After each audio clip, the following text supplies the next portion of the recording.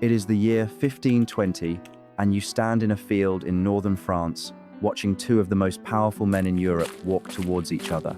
One of them is King Francis I. His coat catches the sun and throws it back, because sewn across the fabric, by one oft-repeated account, are roughly 13,600 buttons.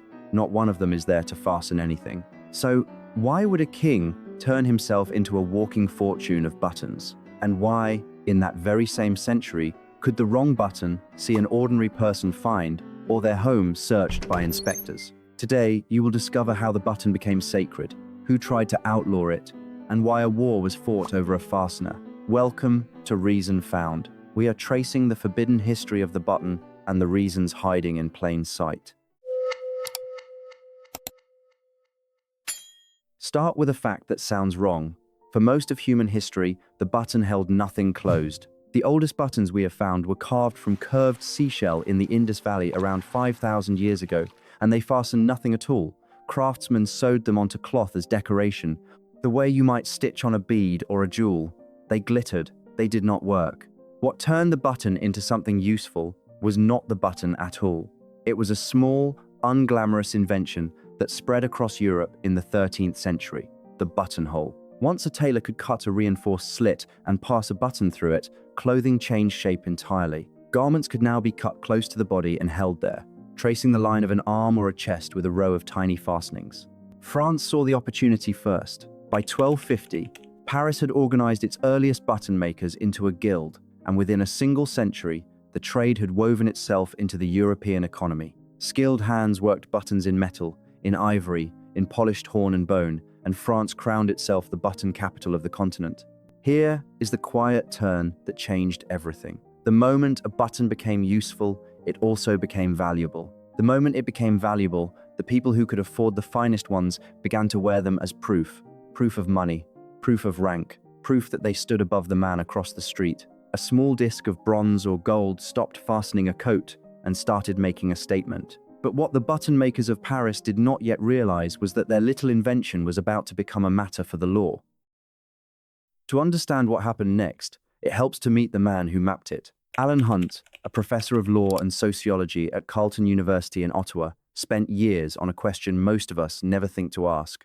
Why did governments care so violently about what ordinary people put on their bodies? His book, Governance of the Consuming Passions, gathers hundreds of these rules, the sumptuary laws, statutes that dictated exactly what each class was permitted to wear. From the Italian city-states alone, historians have counted more than 300 of them. The button sat right in the center of this storm. In 1356, the city of Florence passed a law that sounds, at first, like a riddle. A woman was forbidden to wear buttons on her clothing unless each button had a working buttonhole beside it. The crime was not the button, it was the decorative button, rows of gold studs sewn on for no reason except to announce that their wearer could afford them. Florence was not guarding anyone's wardrobe, it was attacking the show of wealth itself. Other cities hunted specific people. A French law of the 14th century stripped gold buttons, along with pearls and silver, from prostitutes, branding a woman's status before she opened her mouth. The instinct even crossed the Atlantic.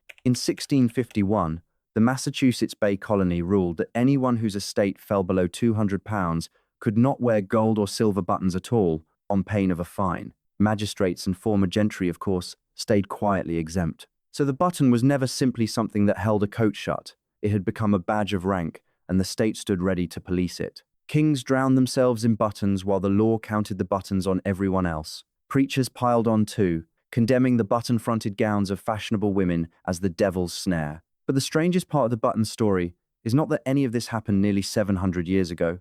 It is that, in a quieter form, it never actually stopped. Look down at your own sleeve for a moment. If you own a suit jacket, there are probably 3 or 4 small buttons stitched at the end of each cuff. On most jackets, those buttons are fakes. They rest on top of the fabric and fasten nothing.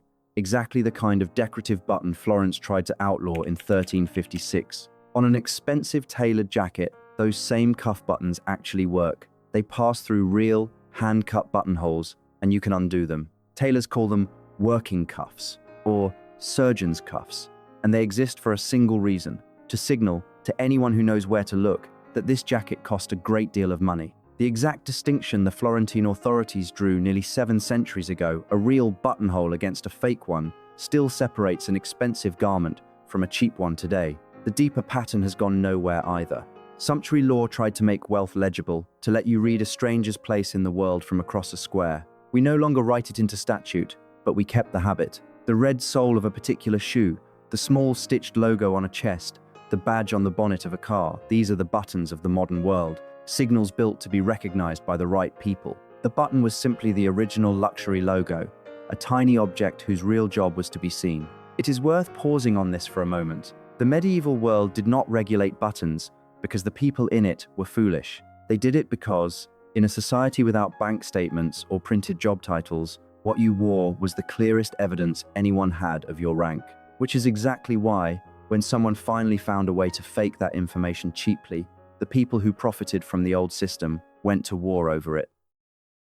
By the late 17th century, France held the most profitable button makers guild in Europe. These artisans worked precious materials, guarded a monopoly, and grew rich on it. Then the tailors found a loophole. They began rolling little balls of wound thread into cheap cloth buttons that any tailor could make at his own bench. No guild, no costly metal, no permission required. The button makers were furious, and they did what threatened industries have always done. They went to the government. A law was passed fining tailors for the crime of making thread buttons, a clash later nicknamed the Button War. Fining the tailors did not satisfy the guild. By popular accounts of the dispute, they pushed further still, demanding that private homes and wardrobes be searched, and that ordinary people be fined for wearing the wrong kind of button. They wanted inspectors going through your closet, hunting for an illegal fastener. England went one step further and wrote it into statute. The Buttons Act of 1698, a genuine act of parliament, banned the making and selling of buttons covered in cloth, purely to protect the country's metal button industry.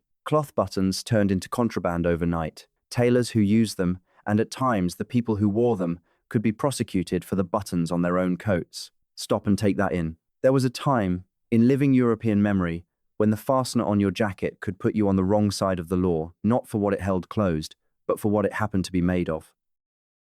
So the next time you do up a button without a second thought, remember what that small disc used to be. It was a fortune sewn onto a king. It was a badge the law watched closely. It was, for a while, a crime. What you adjust in half a second on a cold morning was once fought over by guilds, regulated by cities, and written into the statutes of kingdoms. The button did not survive because it was beautiful. It survived because, for 800 years, it told the world something true about the person wearing it, and we have never quite stopped wanting to be read. If this kind of story is what you enjoy, the ordinary thing with the extraordinary past, then you are in the right place. Thanks for watching. We will see you in the next one.